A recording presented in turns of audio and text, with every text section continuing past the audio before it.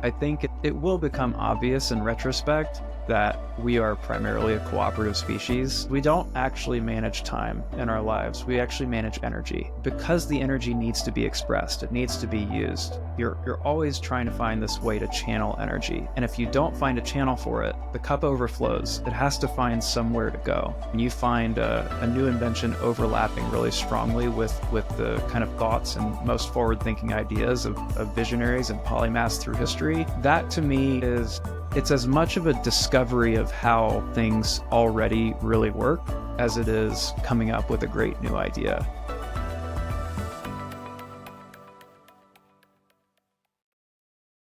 Hello, everyone. Welcome to the World Game Podcast, where I unpack the work of architect and polymath Buckminster Fuller. Today, I'm joined by Beau Turner, CEO of Abundant Minds, to explore Bitcoin mining as an energy technology. So, Beau, if Bucky were alive, he would be ecstatic to see the work you are doing. Before we dive into that, your experience in engineering, real estate, and Bitcoin mining make you the perfect fit for this conversation. So I was hoping, can you tell us a bit about yourself by walking us through your journey in those three different domains? Absolutely. Well, first, thanks for having me on, Mac. I'm really excited to do this. I got a quick taste of what you wanted to cover today, and I'm not joking when I say this is the most excited I've been to talk about any range of topics. I feel like it'll be really fun. But just to give people a little bit of my background, I went to Southern Methodist University. I got a degree in engineering management and information systems. I was exposed to Bitcoin back in 2015, but I don't feel like I really kind of got the bug and really started diving deeper into how the technology works until about 2020.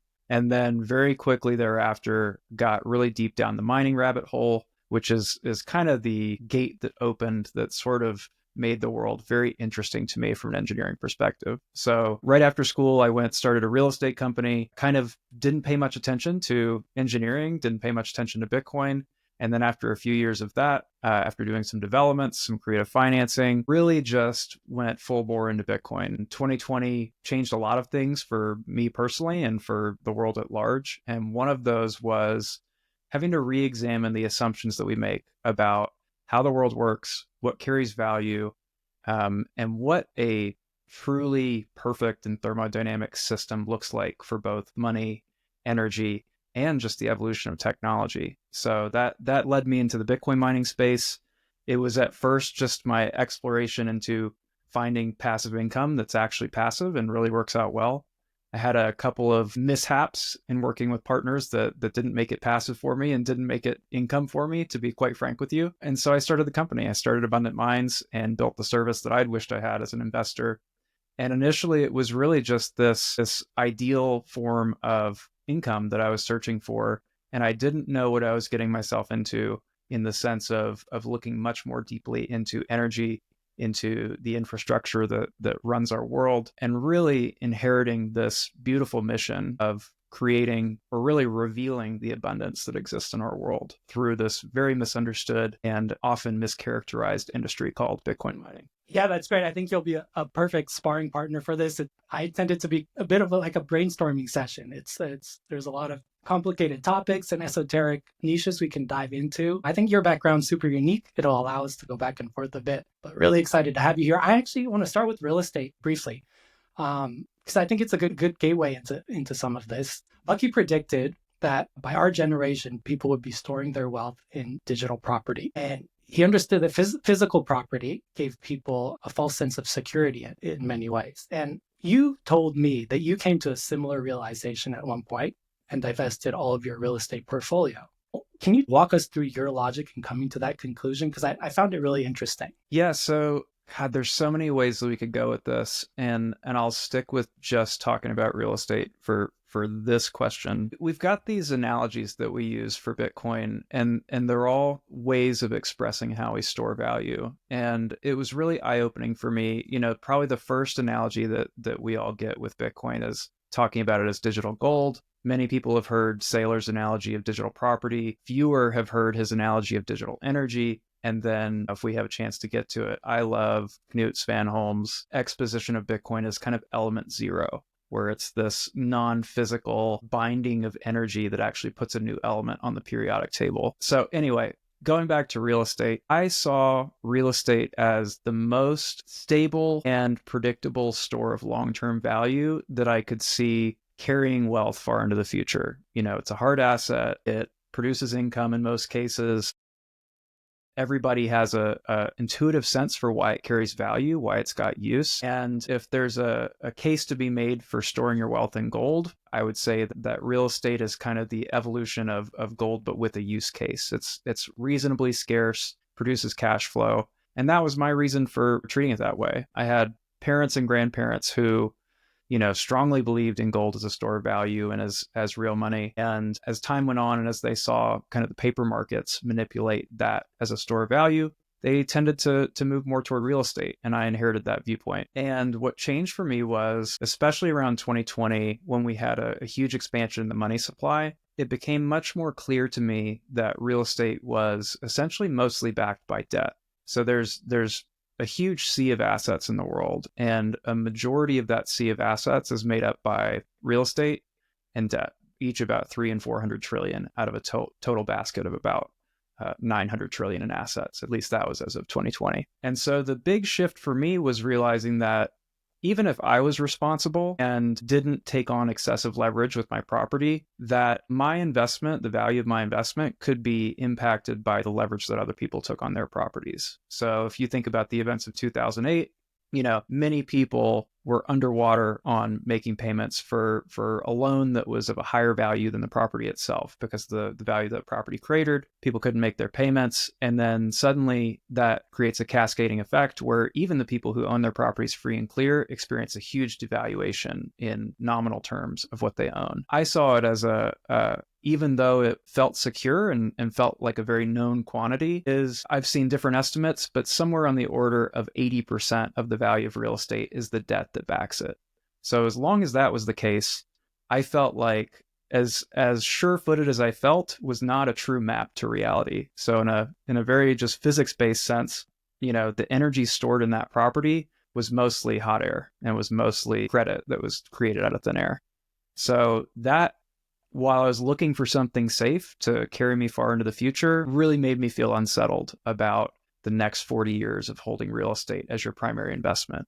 And I'm definitely someone who is focused, who's quite obsessive when they latch onto something. So I viewed real estate as my one vehicle to build and sustain wealth. And when that confidence was shaken, I started looking for my next number one. Yeah, no, that's super interesting, because I think that's what you initially told me. It was the counterparty risk of even feeling like you own something outright and still being at risk, or coming to that realization, that I found really interesting, because it touches on Bucky's point of this false sense of security. And so another thing he's talked about is this new accounting system tied to money and energy that would eventually deflate property value and free people from real estate. I kind of feel like that's what's happening. I mean, you've taken that step, and it won't happen overnight, but over a long enough period of time, I can't help but think that that's the trend. As an architect and dealing with buildings, debt, property development, is that the vision you kind of have as well? Is that the realization you're coming to? Yeah, I think the biggest eye-opener is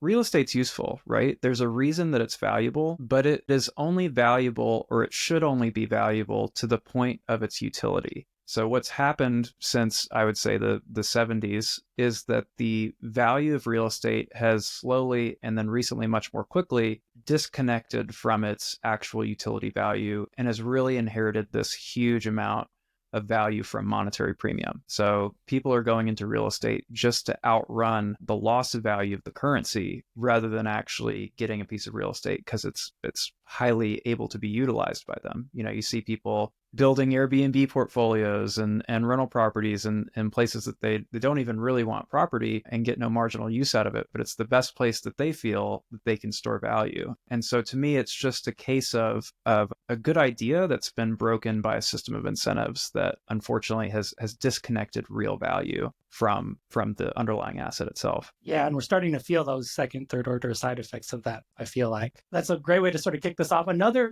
reason I wanted to talk to you today was because we had this passing conversation where we both agreed that the energy benefits of Bitcoin network were not some accidental side effect. But I think we both felt that Satoshi understood what he was doing. And a lot of my conviction for this comes from studying the work of Buckminster Fuller. It's really given me a interesting perspective where I've had to rethink a lot of my thinking. And I wanted to ask you, what leads you to the belief that this is the case, as someone who's fully immersed in this? One of the things that really, I'm always looking for the connection that's kind of at a higher order. So not just the logical chain of events and sequence of outcomes that come from adopting a certain technology, but the kind of overstory that gets told through history. And Bucky is one of these examples. One of the early, series of quotes that came into my world was from, I think it was from Jason Lowery's book, where, Nikola Tesla and Henry Ford, hundreds of years, I guess over 100 years ago, before we had software, before we had computing technology, before we had any of the underpinnings of a system like Bitcoin, talked about energy money. They talked about an energy-backed currency. They talked about energy-based accounting systems, a battle between intelligent machines that would stop wars. And so what's really interesting to me is, as much as this is an invention, it's like Satoshi invented Bitcoin, he also discovered something that was kind of already in the collective consciousness, that was at least thought of or kind of designed in a much more loose way far before his time. And that signals to me not just a good idea, but something that's really close to the fundamental base layer of reality.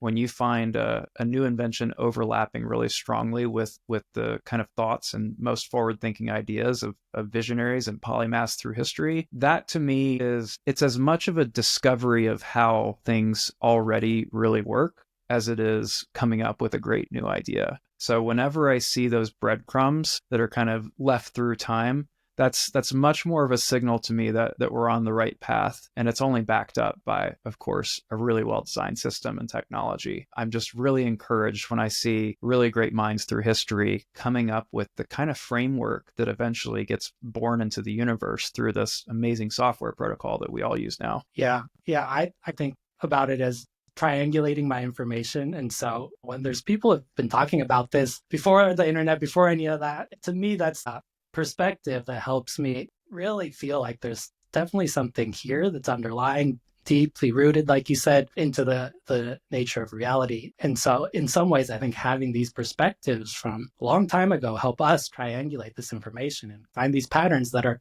more just people talking their bags. They didn't have their bags back then. And so I find that a really refreshing take. And part of what makes people like Ford, Bucky, Tesla, and others who have talked about this really unique. And there's actually really interesting connection between Bucky and Ford that we probably won't get into today, but they did work pretty closely together. There's evidence that they've talked about some of these ideas. But before we get too far into that, I took a fresh look at your bio, and you mentioned wealth empowering individuals. Bucky often cited energy, specifically energy as a per unit measure of time, as a better measure for wealth than money or fiat currencies. Can you help explain, because this is so core to your business and mission, why energy security is so important for people? Anything that we talk about today, like any single rabbit hole, we could probably go on for quite a few hours about. The overarching thing, and this was not something that I came up with, and I really discovered it relatively recently in my life, is how crucial energy is to the affordability of life for everybody here on Earth. So I didn't appreciate this really until I got into the mining space, and energy was the chief optimization variable that you're always looking to optimize your energy procurement cost. And as I looked deeper into it, I realized that, it's very close to the surface for miners how important energy stability, energy price, and availability is. But for every member of civilization on this earth, energy is an input to the finished goods that you use, whether it's the chair that you're sitting in, the computer that we're using right now, the food that we eat, all of the logistics that go to us getting resources. A huge baked in portion of the cost of us existing here on Earth is the energy that it takes to make and transport the things that we use. And so if you can have an upstream impact on energy systems, you actually are able to impact everybody's life at some level. And so that to me was, again, it wasn't like the surface level first thing that I was exposed to when I first got into the mining space. It only became more obvious as I got deeper how important it is to not just have energy security, but to have energy abundance and to have energy that's affordable. And if we can have that kind of impact where we actually make energy more affordable for people, you've got the chance to make life, just the cost of living for people cheaper. You've got the chance for people to take new risks and create new ideas that previously were not available to be explored because energy is a constraint. There's all kinds of reasons why you would want energy to be abundant. And I think that it's kind of like the butterfly effect, where a butterfly flaps its wings somewhere in China,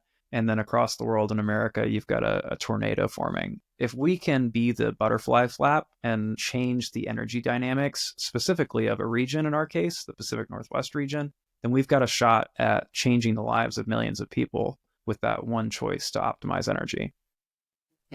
Yeah, that's super interesting. These second or third order effects Bucky often talked about. He even, in some ways, he would suggest that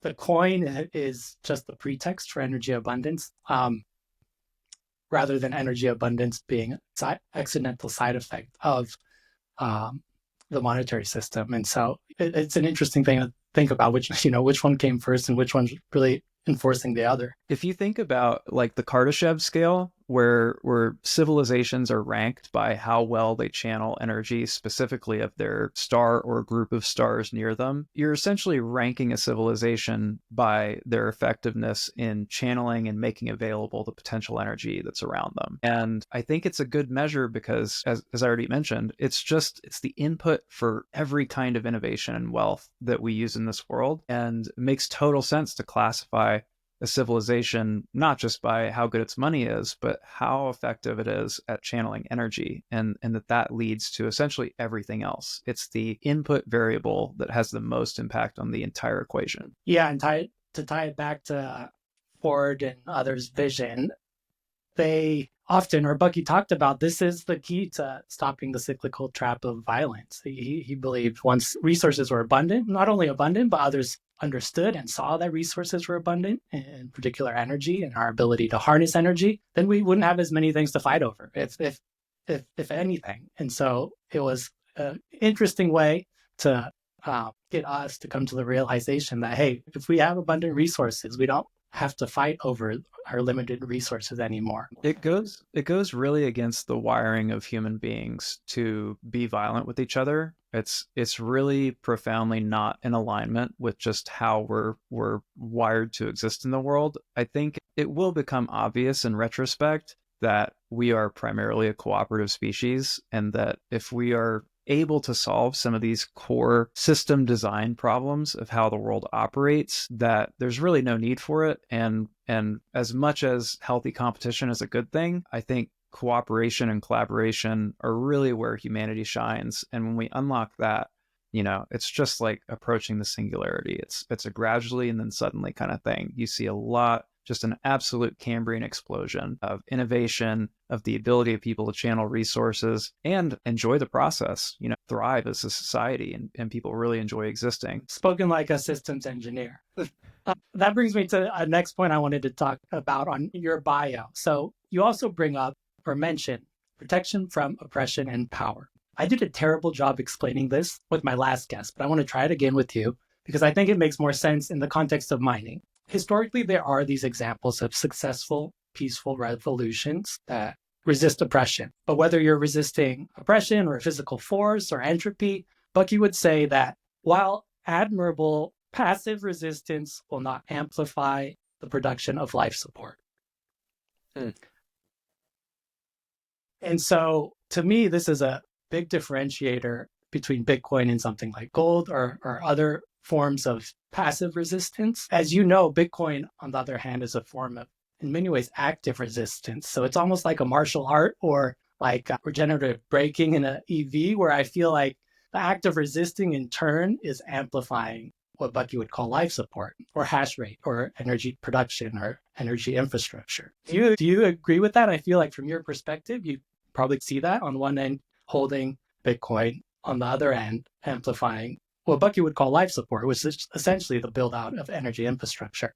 Yeah, I've never said this out loud, so I'll try to piece it together in a way that makes sense. Energy is always looking to go from a high potential energy state to a lower potential energy state, right? The universe is moving toward randomness, and energy is being lost to systems all the time. And you can see that as well. I mean, it's a little bit correlated to the warfare conversation, where we have this energy, we have this need to act, and it's expressed through this kind of unskilled method of physical warfare. Because the energy needs to be expressed, it needs to be used. You're always trying to find this way to channel energy. And if you don't find a channel for it, the cup overflows. It has to find somewhere to go. And so the question is not how do we stop using energy, but how do we channel it more effectively? You don't just stop warfare and instill a state of peace because that's the natural state. You find a direction that is more toward peace to channel the energy for. And so a roundabout way of saying, back to Jason Lowery's book, Soft War, we're not stopping the whole idea of competition and protection of resources and protection of private property through force. We're just moving to a higher order of expression of that force, where you're not shedding blood and blowing up towns. You're projecting energy in a skilled way to produce order that actually protects property in a nonviolent way. That, to me, is the evolution that we're looking at, is not how do we stop using energy, but how do we channel it more effectively in this higher order way that still protects property, that still enforces a cost to come and try to take something from somebody, but is organized in this very different way. And I find it so, the deeper that you study reality, I feel like it's just kind of reconciliation of paradoxes. The idea that we would get this very high order form of money by literally having computers around the world that produce disorder, like they're literally just guessing random numbers, is, to me, the peak of irony, but just beautiful system design. You're literally harnessing randomness and entropy, guessing into a void to create the most well-ordered financial and power projection system that we've ever created. Yeah, it's God. For not having said that, you put it together really beautifully. It's something it's kind of hard to talk about, but it is interesting, isn't it? Again, going back to monetary technology versus energy technology, I think there are things like that when you view this network as a monetary technology, you could argue are maybe flawed.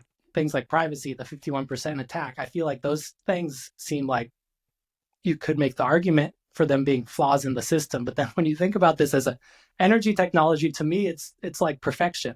All those things that as a monetary technology, you could argue maybe are not perfect, although it is also perfect money.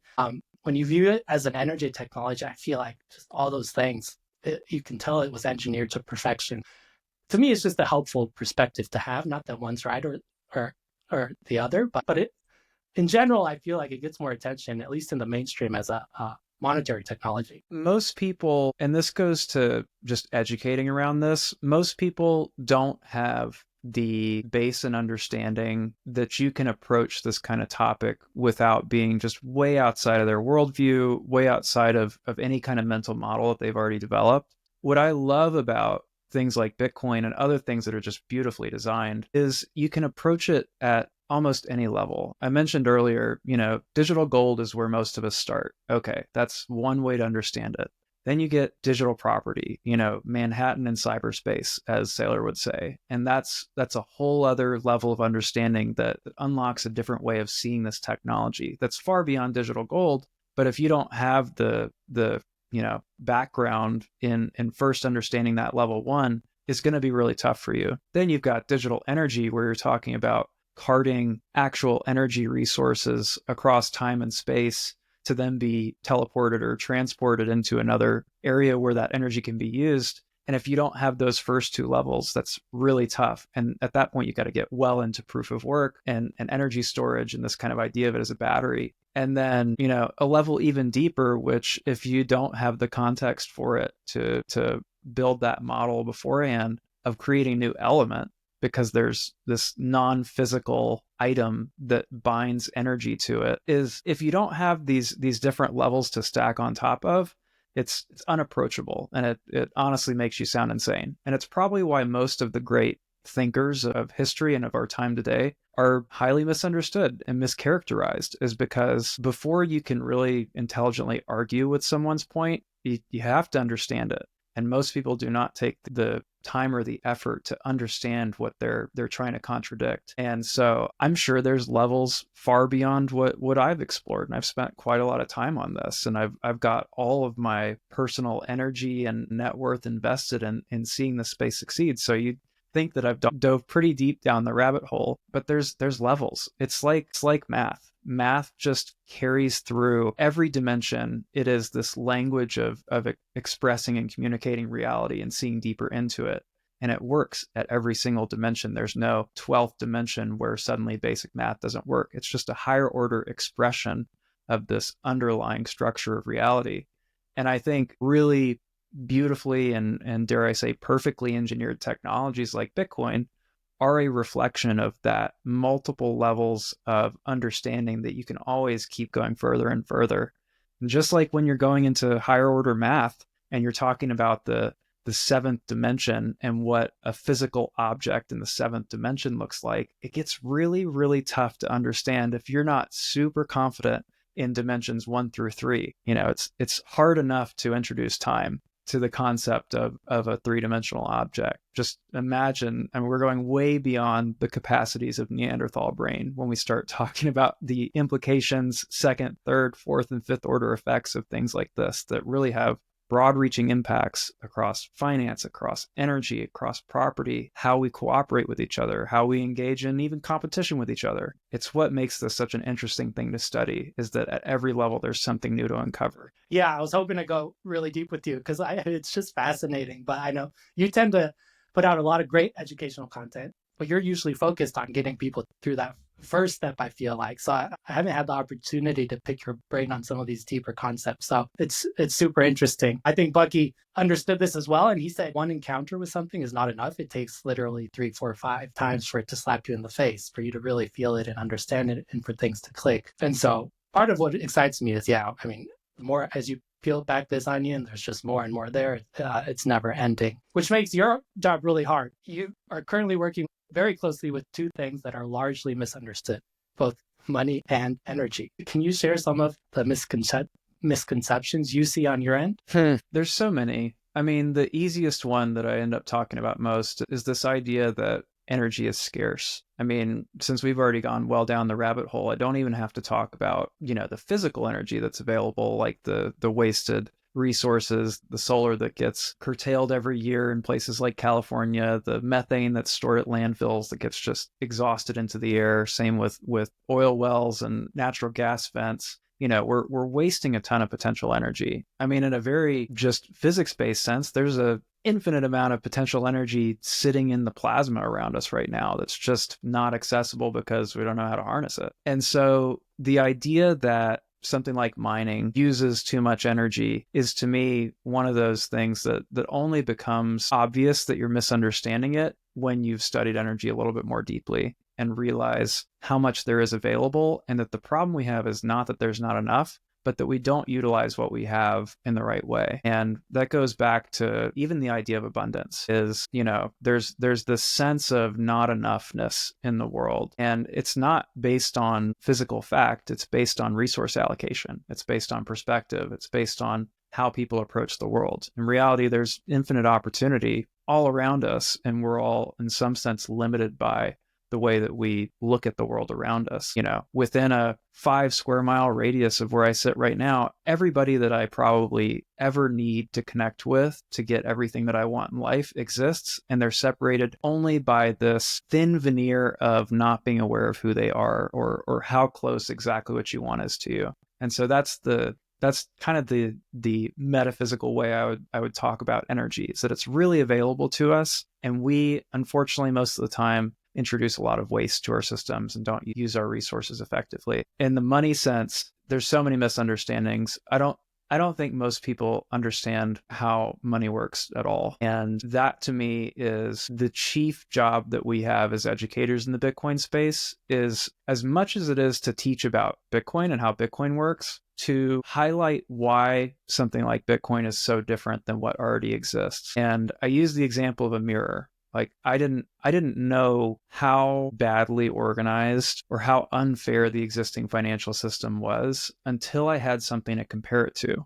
And that's why something in part like Bitcoin is so powerful, is that truth really shines a light on the lies that exist all around it. And until you've got that beacon of truth shining a light, everything's just in the dark and you're grappling around just trying to navigate without really a reference point that shows you what's going on. So I would just say the more that I've studied Bitcoin, the more highlighted all of the issues in the existing financial system have become. And that's sometimes all we need is just, humans, we need analogies, we need comparisons, we need some kind of reference point.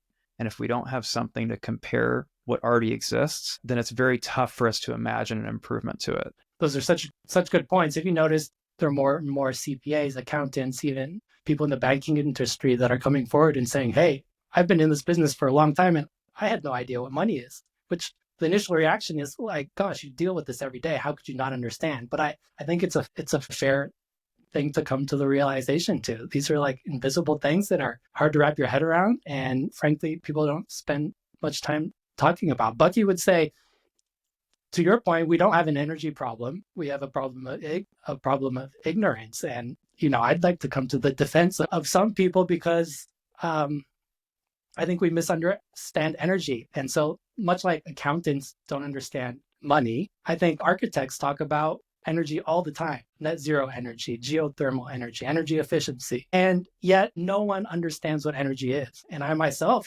probably 10 years ago, came to the realization that if I want to be an architect in the 21st century, I need to understand what energy is. And we would talk about it, but I didn't understand what it was. And I could tell no one around me understood it either. And so I just want to come to the defense of people like these are things you don't spend much time thinking about. And even people like myself who live it, we don't really think about it too deeply. And it's frankly deeply rooted in the education system. As an architect, you're kind of taught energy use is bad. And that conflates a lot of things. There's a lot of nuance, right? You're conflating energy with fossil fuels and consumption and generation, but it's kind of deeply rooted in the education. And so to a certain extent, you have to unlearn everything you've learned. Bucky said the same thing in his 30s. He was like, nothing is adding up here. And I have to forget everything I've ever learned and start from scratch. And so he kind of took it to the extreme. And it's pretty well documented that he spent about 2 years in complete silence, which is really extreme, unlearning everything and just kind of starting back from first principles, studying people like Einstein and Henry Ford's work and other people's work, and just built his way back up. And then things, I think, started to add up and click. So it's a process, but it's hard to blame anyone, Yeah, I get a lot of comfort in the idea that everybody has a set of incentives that they're operating by. And so it's not even necessarily that there's this, like a secret coup that's going on, that like it's being hidden from these people. It's like there's no incentive for a stockbroker to learn about what money is because their job is to sell stocks. There's no incentive for a utility operator to learn about energy fundamentals because all they're doing is supplying retail electricity that they probably didn't even generate. Your cashier doesn't understand the grocery store supply chain because they don't have to. There's no real incentive for them to do that unless they want to look deeper into the system and find another place within that system that they're trying to operate. And this was a huge surprise for me. Again, I'm only a couple years into really diving into energy, so I didn't understand how most of this worked for most of my life until my incentives were to figure it out and to see if I could solve the problem better than other people. And I was just absolutely shocked when I was first getting into mining and talking to these utilities and asking for these large blocks of power, how little they understood about energy procurement dynamics. And I guess the big shocker for me was, why don't these people understand the water that they're swimming in every day? They're swimming in energy procurement and they're delivering it to people all over the place. Why do they not care more about finding the cheapest, optimizing it? And the answer is their incentives aren't really to optimize it. It's just to make sure that people get their power. And until they complain, just make sure that the costs of operating the utility are covered, and you're not really thinking about making it cheaper or finding these intelligent ways that you can optimize the procurement of it, the usage of it, all these things that miners do to shave off that extra penny. For most people, there's no real incentive. If you've only got a $100 electric bill every month, the extra couple bucks is not going to make or break you. If you have a $1 million electric bill every month, extra, 10, 50, 100K, that can be the difference between you being in business or out of business. And so I just look at the incentives that people have to actually look deeply and study these things. And in most cases, they don't exist. So the incentives are really there for the entrepreneurs, the people who are looking to build something better and compete. And in the utility industry specifically, it's not very competitive. It might as well be a government function, essentially, for how entrenched, how slow moving and heavily regulated it is. It's not a very entrepreneurial space in most cases. Yeah, it's interesting. People have to come to it on their own terms in some ways, right? You have to that fork in the road and come to it on your own terms. And Bucky would refer to this as emergence by emergency. He tried to talk about a lot of this stuff, and it would fall on deaf ears. And eventually he realized people won't listen unless they're interested in to come to their own realization. So he had this beautiful design philosophy of not really telling people what to do or preaching, but he would come up with these inventions, so to speak, in his own world, in his own space, and he would just put them out into the world and walk away, and knowing that when people interacted with these things, they would come to some sort of realization on their own terms. And he knew that that's what it would take for these ideas to click. And I can't help but see that's also exactly what Satoshi did. He didn't go out and tell people, hey, we're going to change money or we're going to change energy. He just designed this thing, put it out into the world, and walked away. And it shows a level of confidence in understanding that the rest would take care of itself. It might take a little bit of time. There might be a lag, but eventually people would hit that wall that you're talking about. And as soon as it started to provide them with enough friction, they'd start to find the answers. But until you hit the problem, there's no need to start looking for an answer. And it's interesting to see how that seems to be happening one by one. It gives me goosebumps thinking about it. You've heard probably necessity is the mother of invention over and over throughout your life. And it's the case that many good ideas, many very impressive engineering feats get designed and never implemented because there is no need at that time. I mean, I imagine if Bitcoin had come out 20 years sooner and we didn't have the benefit of the backdrop of the great financial crisis as a clear impetus that something like this was needed, would it have been successful? You know, there were other attempts at a similar design to Bitcoin, not exactly, but it wasn't created in a vacuum. There were other ideas, other implementations that were tried, didn't quite succeed, that didn't quite catch on. And a lot of that was just, it wasn't the right timing. It wasn't the right time of need where it was so obvious that this could catch fire and really gain the momentum for it to be what we're all expecting it to be at this point. You know, there's no incentive for people to study something deeply if they don't have a problem to solve. And a coach of mine says, you know, we're all looking for just-in-time information, not just-in-case information. Even if it's useful, even if it's very interesting, we're all really just looking to solve a problem that we have here and now. And it's part of why I think Bitcoin was such a rapidly adopted and obviously needed technology for countries that didn't have stable financial systems, and why America was kind of behind the curve. And it's because although we have high inflation, we don't have triple digit inflation every year. We don't have, you know, governments that are getting toppled every few years. And so here it was largely a nice to have, and there's no real necessity for people to study a technology like this. Whereas if you're having your currency devalued double digits overnight or triple digits overnight, you're very interested in a technology like this. And it's much more present for you because it solves a real life problem that you have today. And so that's unfortunately the spur for most of the incredible innovation and forward progress that we have is some kind of crisis that needs to be solved, not 10 years from now, right now, today. And that's just reality, unfortunately, but it also creates a lot of progress. Yeah. Let's use that as a catalyst to kind of jump back to your work a little bit. You know, to some, energy consumption has this negative connotation that we talked about. Bucky would say, you know, we don't have an energy problem. We have a problem of ignorance. He understood that we cannot have enough generation without consumption. And that's a unique property of the network. And to quote him directly, you can't have mass production without mass distribution. You can't have mass distribution without mass consumption. And you can't have mass consumption without mass buying capability. And so can you explain a little bit about the Bitcoin network's insatiable appetite for energy or buying capability? Yeah. So this is maybe the coolest way that Bitcoin affects our energy systems, in my opinion, is that it really fits at every level of the energy delivery problem. So what do I mean by that? Consumption. The Bitcoin network wants to consume as much energy as you can throw at it 24/7, irregardless of when, what time of day, what the price is, doesn't matter. The Bitcoin network is always operating and is a perfect competition, looking for more energy all the time.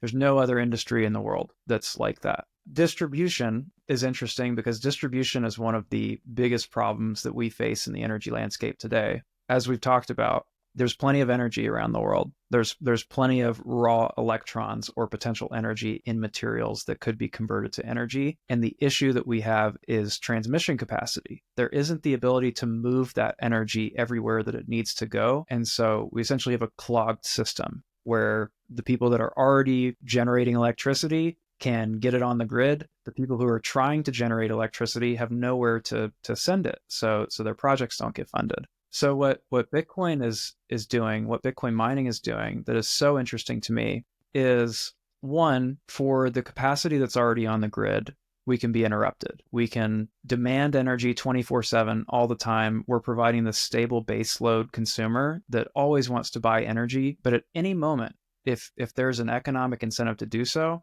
we can turn off and make that energy available to consumers. So that's one thing. Flexible load that can be interrupted. That helps use resources more efficiently in the transmission network and make those resources available for people when they otherwise would be either paying too much for them or not available at all. And then on the generation side, there's this chicken and egg problem that we face now with energy developers who see a project, let's say, for example, a solar field that they could stand up, they could construct within 12 months, but they're waiting 5 to 7 years before they can ever sell an electron to a consumer. So this consumer isn't able to get the benefit of more energy abundance, more energy availability, and lower energy pricing because there isn't a delivery channel that has capacity. And the developer is unable to finance their project because they have no one to sell it to. So enter Bitcoin mining, this highly flexible 24/7 demand that you can run off of a cell signal or a Starlink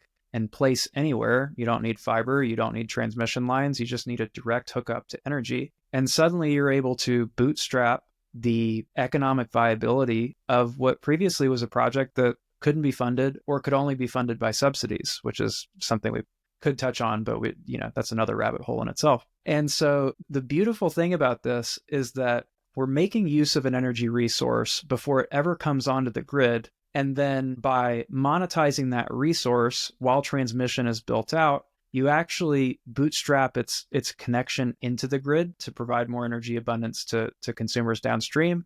And then you can be interrupted so that in any time that there's not stable demand on the grid, you still have a direct off-taker right there who wants your energy, but who can be interrupted in order for you to sell that energy to the grid when it's the highest and best uses for the end consumer. So it's this really amazing lattice work or web of the ability to monetize these resources all around the world, essentially bootstrap them into their connection and give them this bridge to walk over so that they can deliver abundant energy to consumers. And I've just never seen something so poorly understood and so simple that solves so many problems in such a complex system. It's really kind of unbelievable to me how this system of incentives is designed and has this impact on, honestly, one of the most complicated systems, basically an energy-rich Rube Goldberg machine that's in our world today. So that's, a long-winded way of saying I'm really, really bullish on the ability for this technology to impact abundant energy for all of civilization. I'm going to ask you to dive into that even deeper in a second because it's super interesting. That's one of the realizations I came to. I came to the realization that it's going to change the way we design cities, where we locate. Traditionally, cities were built around rich energy. Well, one reason was around rich energy sources, but it really started to get me to think like, gosh, this is going to change the way we build infrastructure, where we live, where we build cities. And Bucky hinted at this too. He kind of knew the old model of a city was somewhat obsolete and it would get a little bit more decentralized, or a lot more decentralized. And it's interesting to see his foresight on things that just seem like you would never question are likely going to happen. And I'd love to hear you talk a little bit about hash rate. You touched on it. It's something that's kind of hard to wrap your head around, but hash rate has continued to increase, and that is that energy that's kind of in a holding pattern, you could sort of describe it as. I'm curious how you would describe hash rate. So hash rate is just the total, well, a hash is a function. So it's a one-way function that you are expending energy to compute. And essentially on the Bitcoin network, the SHA-256 function, you are just guessing the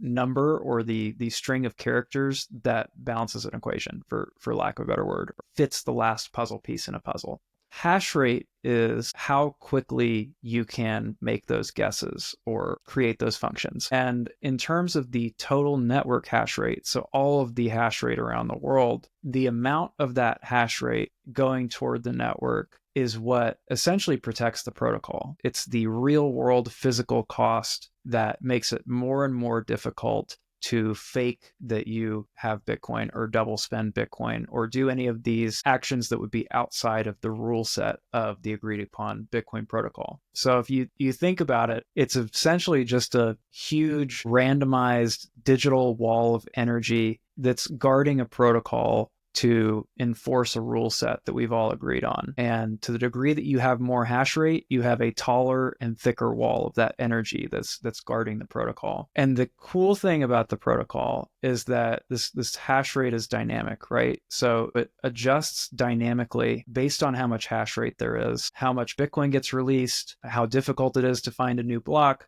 It's a control system, essentially, or a closed feedback loop that based on how much energy is being expended, how much computing power is being expended, it gets more or less difficult to get a single Bitcoin. And so by that design, you have a fixed supply issuance schedule of Bitcoin up to that 21 million coin cap. And it doesn't matter if I, go use all of the energy in America. The protocol will see that I'm doing that, adjust it within a couple weeks, and then there will be a new standard of difficulty such that the same amount of Bitcoin gets released all the time. How is that? That's perfect. I kind of want to build on that a little bit. So you see global hash rate continue to increase, right? Year over year, if you look at it big picture. And you were explaining it a little bit earlier. You can reallocate hash rate at any time to other sources that are needed. So until it has a better use for it, it's kind of held as hash rate, but as a miner, you have the ability to reallocate that if and when it's needed. And so I'm kind of curious, have you ever thought about hash rate as a proxy for global wealth in some ways? So I can't help but see you have this increasing energy resource all around the world that you can reallocate at any given time to either labor or material resources as needed. And so to me, it's a bit of a proxy for global wealth in some ways. I'm kind of curious if you've ever thought about it like that, or... No, that's actually a really interesting way to think about it. Because if there's more hash rate, that means that those resources are best used toward securing the Bitcoin network. And, it dynamically adjusts based on energy availability, climate, energy pricing. So if a miner is able to make more money per se by turning off and providing that capacity back, then hash rate goes down. So in some sense, when hash rate is continuing to go up, it means that the availability of energy and computing power is going up as well. And, just like we talked about, you can see these things on many different levels. I see it as security is going up. I see it as a much harder fortress to attack or digital wall of energy to attack. But it's also just an expression of the abundance of energy resources and computing resources that exist that can be directed toward this network. So I totally agree with you. It can be a proxy for global wealth, especially over the long term. Yeah, super interesting to hear your take on it because you're like in it. But to me, that this is also potentially the answer to what happens on a Bitcoin standard under an emergency? Ultimately, when you go down the rabbit hole, that's something that people come to. You have a couple questions left that are unanswered. But traditionally, I feel like the answer has always been, well, that's why you need liquidity at the central bank to flood liquidity. But what's interesting to me is as global hash rate gets built out, that's the long-term answer to on a Bitcoin standard. In an emergency, what happens when you can't inflate the money supply? Well, you have this increasing amount of hash rate that you can allocate if and when necessary to things like whatever it is, food production or labor resources, and it's distributed all around the world. So as those emergencies come and rise, rather than flooding the system with a bunch of money, which was one reason that the Fed has been around historically, you have all this abundant energy. I'm just curious what your thoughts are, because that's one question that I haven't heard anyone answer in a way without saying, well, we'll be on a different system, so there won't be as many emergencies, which I think is also valid. Yeah, that's valid. I mean, what I like to say is the more energy that Bitcoin uses into the future, the better, because it's this highly flexible resource that we already use the digital energy analogy, right? If you think of it, it's sort of like the world's battery, both in an energy sense and an economic sense. And if we think that energy and money are these concepts that maybe are not so dissimilar, and really they're kind of two sides of the same coin, where money is just an expression of energy, the more hash rate, the more computing power devoted to the network, the more of the world's total energy going to the Bitcoin network, essentially the bigger our battery that we have available to deploy into something else. So whether it's an emergency scenario or in fact just a higher return scenario, let's say we've got to use those energy resources for something greater, like we're expanding to another planet or whatever it may be, or building an energy storage device or energy harnessing device to go and create, that takes a lot of energy up front to develop. We've already created a system that's monetizing vast energy resources and can be interrupted at any time to reallocate those energy resources to something else, whether you're talking about the literal energy that's being put into the network or the economic energy that you're getting out of those energy resources can be repurposed into something else. So I see it, if you like, as this sort of puzzle piece that can be put in or taken out at will to be repurposed for whatever is the highest and best use at the time. And I think that's one of the key misunderstandings is, maybe Bitcoin mining isn't the highest and best use of energy at every single time, but as a way to utilize unused resources and make economic use of them and generate more productivity, more innovation, more progress. It's this amazing bootstrap that gets us into the place where we can utilize it in a better way and still save those resources and not just essentially, let that energy go from a high potential state to a low potential state without letting anything happen. Think of a hydropower dam, for example. You've got this water from glacial melt and rain and whatnot that gets stored in a hydropower dam. At a certain point, you have to let water run through the turbines or run around the turbine system, because otherwise the dam will break. So there's this need to actually utilize energy in the system in order for it to not be overloaded. And every time that you just let water flow over the dam without actually using it, you've introduced a little bit of waste into the system. It's unfortunate. If you've got the turbine there, if you've got a use case there, then is it really a waste if you put it into this energy battery rather than just letting it run around? And so we're always finding these ways, whether it's double spending hydropower energy to mine instead of letting it run through a dam, or double spending heat where you're already running the energy through a resistive heater in someone's house. There's no reason why that resistive heater couldn't be made of silicon and doing something interesting in those circuits to double spend that energy. So I just think it's this optimization of how we allocate resources that we're continually refining and working toward, and will only become more interesting as time goes on and more impactful. So while we're less than 1% of the world's energy right now toward the Bitcoin mining network, it might be a really interesting future that we get to live in if we're at like 20 or 30%. Yeah, you just put it perfectly, much more eloquently than I could have, but I think that's a really interesting point. Bucky would talk about exactly what you said. He called it shunting energy or valving energy. And it took me a really long time to wrap my head around what he was trying to talk about here. But you just prompted it. So I'm going to pull up a diagram. I haven't actually done this before, so I don't know that it's going to work, but I'm just a visual person. So I kind of want Yeah, to let's see it. talk through this with you. Concept of block time. And Bucky would talk about calendar time versus clock time. And he understood that time is relative. And I might lose you here, so we can tap out of this at any point. In like 1905, Einstein, I think, proved to a certain extent time is relative depending on the speed you're moving at. And so if time is relative, in order to get a constant time, you need a different variable. And he talked about this for those that are listening, I suppose. This is just time in the x-axis, 10-minute intervals, which is the Bitcoin block time. And then he talked about because the speed of light is a constant, or energy moves at the speed of light is the constant. He called this shunting energy. And this behaves really close to the difficulty adjustment.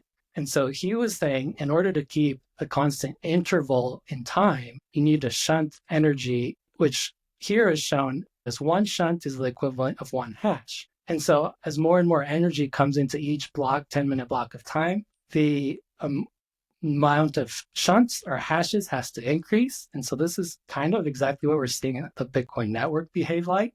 And here it kind of goes up and down. But as you know, over the long course of time, it's just sort of constantly going up. And so people talk about Satoshi's contribution to Bitcoin. It's sort of this collective effort over time.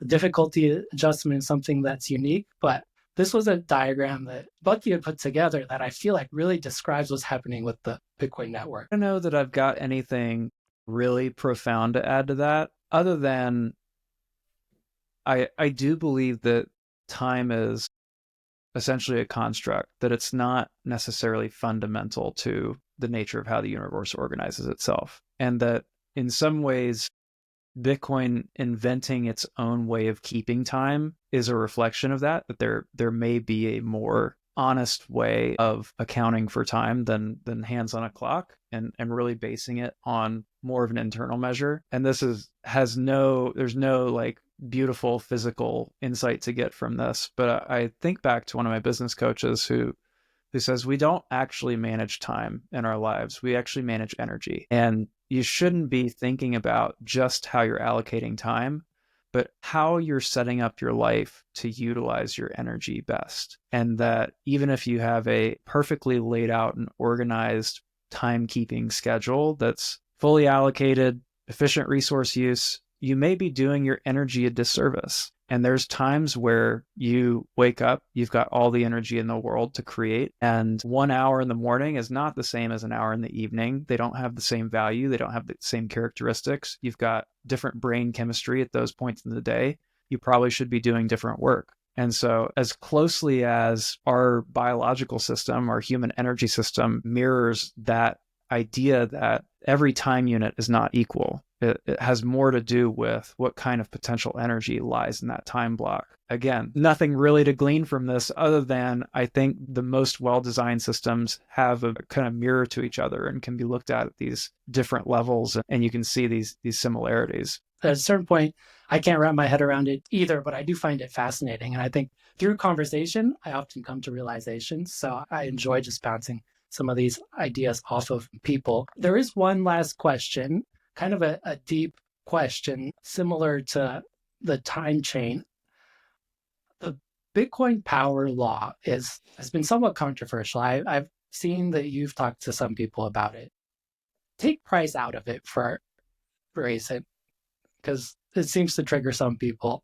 I can't help but, see that there's definitely something deep going on here that we don't quite understand yet, personally. But for the sake of the argument, take price out of it, right? There's still a power law in the Bitcoin hash rate compared to time or addresses.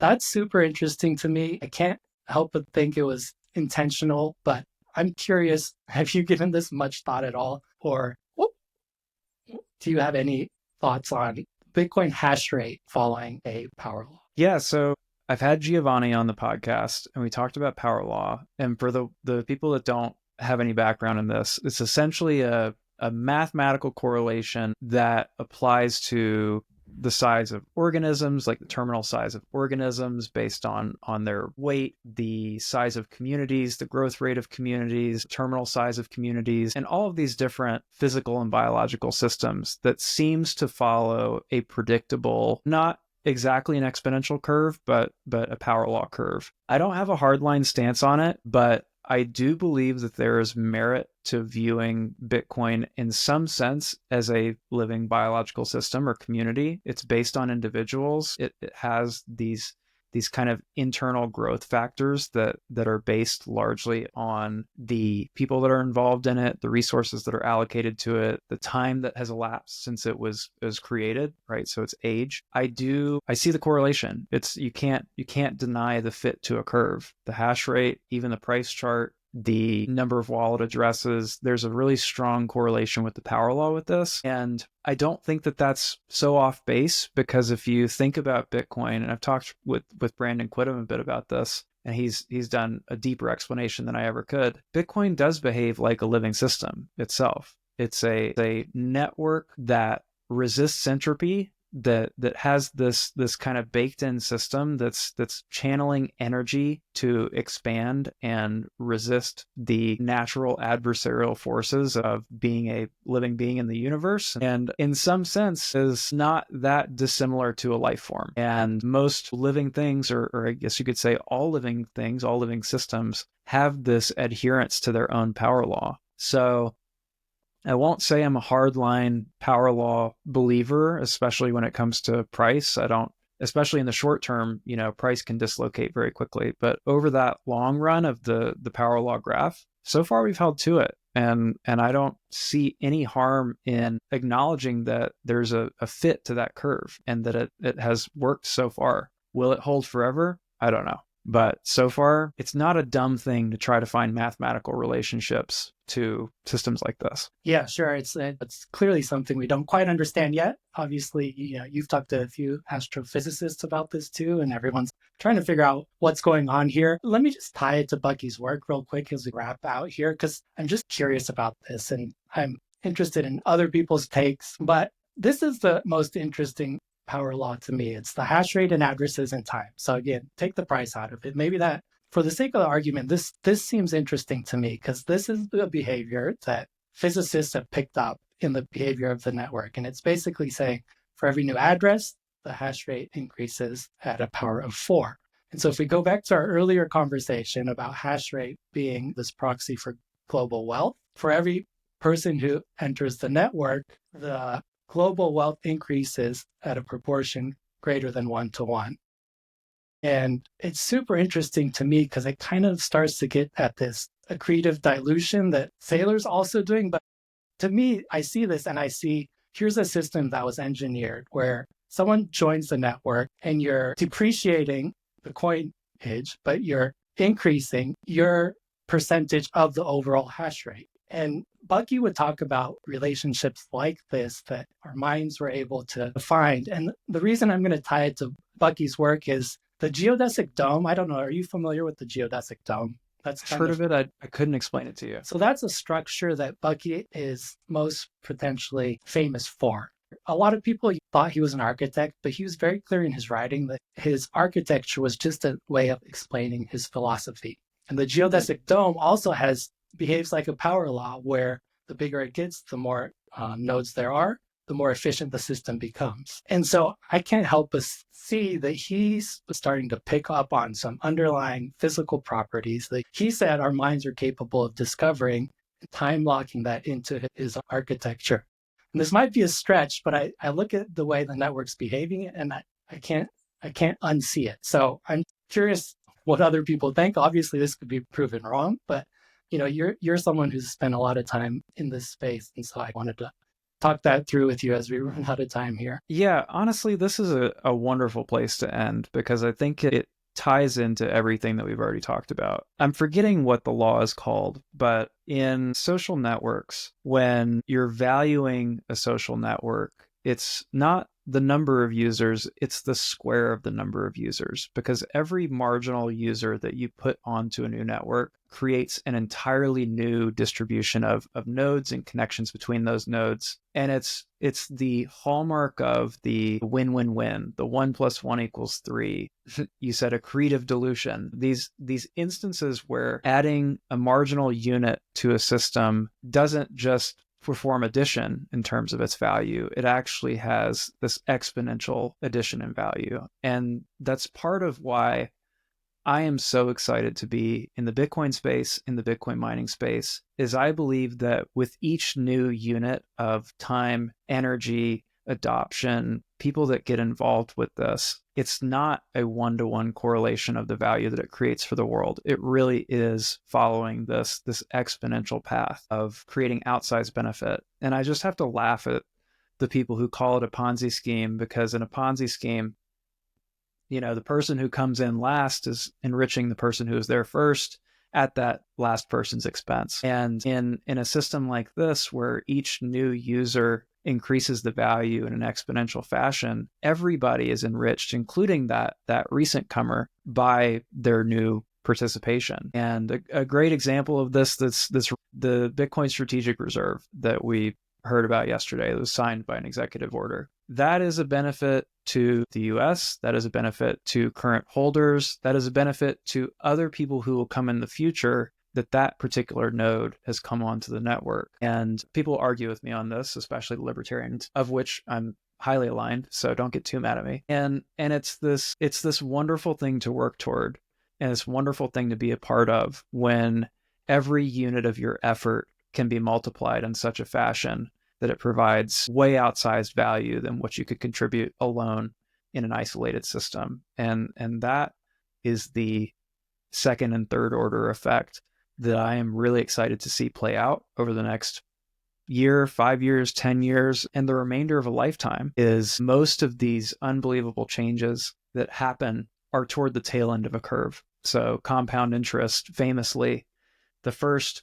29 years out of a 30-year cycle, you've got a portion of the gains, and vast majority comes toward that end of the tail. And that's just how it seems to work with networks like this. Is the early years, you start to see momentum building, and then really once it hits stride, the value just explodes for everybody on it. And I don't know how close we are, how far we are, or how we can even tell when that value quotient has exploded for every user of this network, every user of this technology. But the longer that I'm in it, the more obvious it becomes that this is changing the world. Yeah, that's great. Thank you. In some ways, it's so simple, isn't it? It's suggesting that if we collaborate, we live in a positive sum world. So I'll use that to kind of wrap this up. I really appreciate you carving out some time. I think that's a great note to end this on. In summary, this is the first time we've ever really encountered something like this. We're all trying to figure it out. And in many ways, I don't think we have the words to describe what's going on. And so I really appreciate exploring some of these ideas with you, because I think Bucky's work suggests that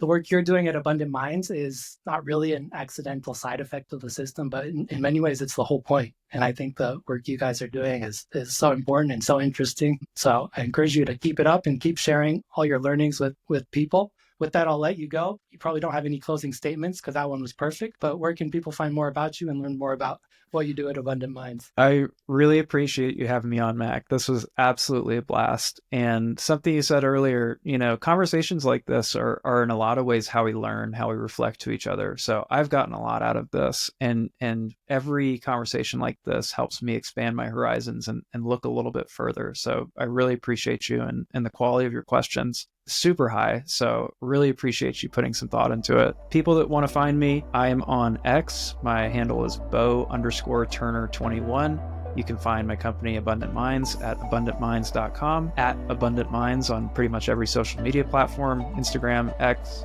Facebook, YouTube. We could do a lot of long form content, and would love to help anybody through the co-location space. And in general, just happy to keep educating about Bitcoin and these really far out downstream effects. So appreciate you having me on, Mac. This was super fun for me. Yeah, likewise. Wealth of knowledge. So thank you.